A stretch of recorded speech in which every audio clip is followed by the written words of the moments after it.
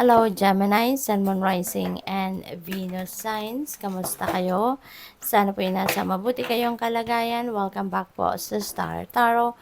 At kung bago kayo rito, welcome din po kayo. Please subscribe, like, share my videos, and leave me a comment po kung nakaresonate kayo. Thank you. So, tingnan natin ang mga messages ninyo for today. We have the star. Napakaganda naman nito, Gemini, because this signifies happy times, no? Masaya. Magiging masaya ang mga araw ninyo from here on.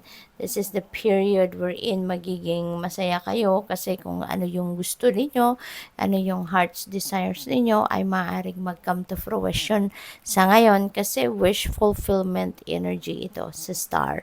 So, there is a chance, no, na yung mga wish mo or wishes mo ay mangyayari. Yan ay magaganap. Yan ay mag-unfold sa buhay ninyo. Okay? So, this is also a time na sakto na gumawa kayo ng positive and optimistic long-term plans. You know? At sinasabihan din kayo ngayon ng universe na you are on the right path. Kung kayo ay nagtatanong, kung kayo ay nagtataka, kung kayo ay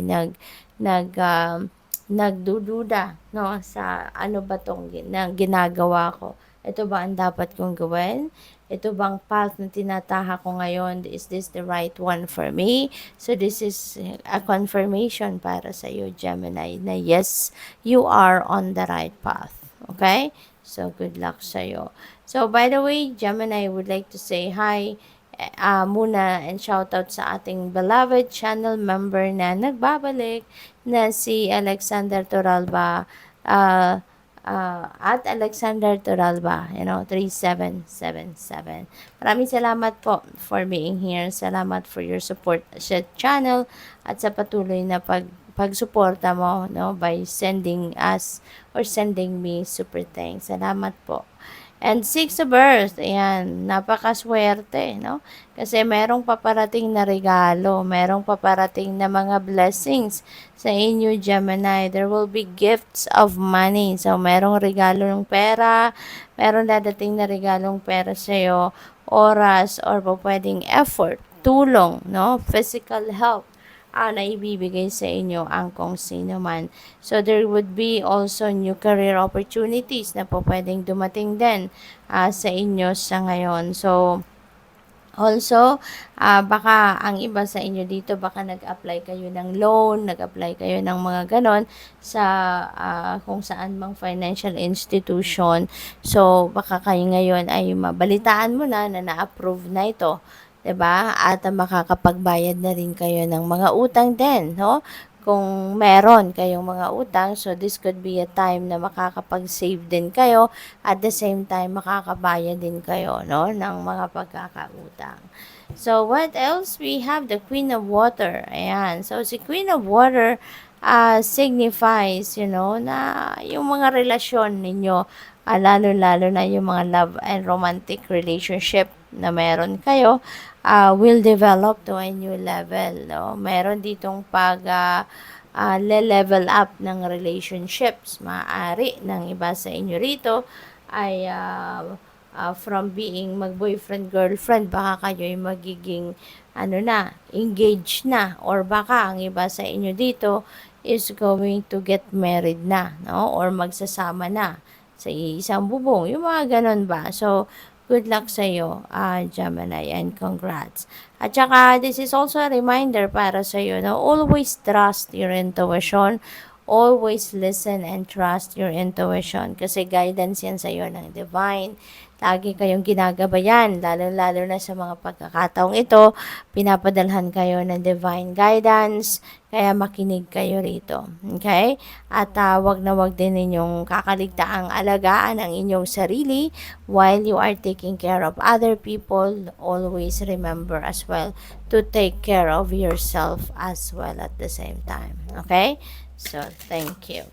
So, tignan natin kung ano pa ang mga mensahe ninyo.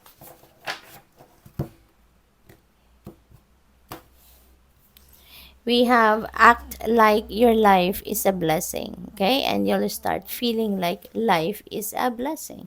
So give thanks for your blessed life, Gemini. this is a beautiful reminder na wag ninyong kakalimutan, no, na magpasalamat.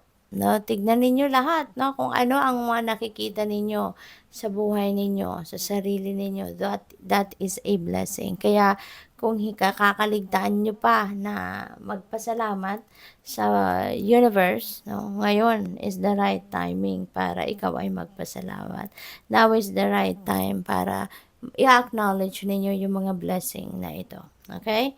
So, what else? God created you with special talents and gifts. Embrace your uniqueness.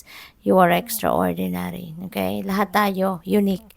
'Di ba? Lahat tayo biniyayaan ng divine universe ng talento, ng mga spiritual gifts, 'di ba? So, akapin ninyo 'yan, embrace ninyo 'yan at 'wag na ninyong ikumpara, no? Sa iba ang kung ano ang meron kayo dahil lahat tayo we are extraordinary. We are all unique from each other. Kaya hindi po pwedeng magkukumpara tayo ng sarili natin sa iba. Okay? So, what else? We also have, when you awake in the morning, ask yourself, what can I do today to become the person I want to be? So this is a beautiful, something to ponder. You know, pagkagising natin, after na nag-pray tayo ng gratitude, no? Ito yung dapat na isipin natin. Ito yung kailangang ilagay natin sa isip. Ano magagawa ko sa ngayon para maging para ma-achieve ko kung ano yung gusto ko at kung ano ang gusto kong maging, no, sa ngayon. So that is something that you need to think about kasi may inspire ka, makakapag-isip ka ng direksyon, no, na tatahakin mo for the day. Good luck sa'yo. Thank you for watching. Love and light. Namaste.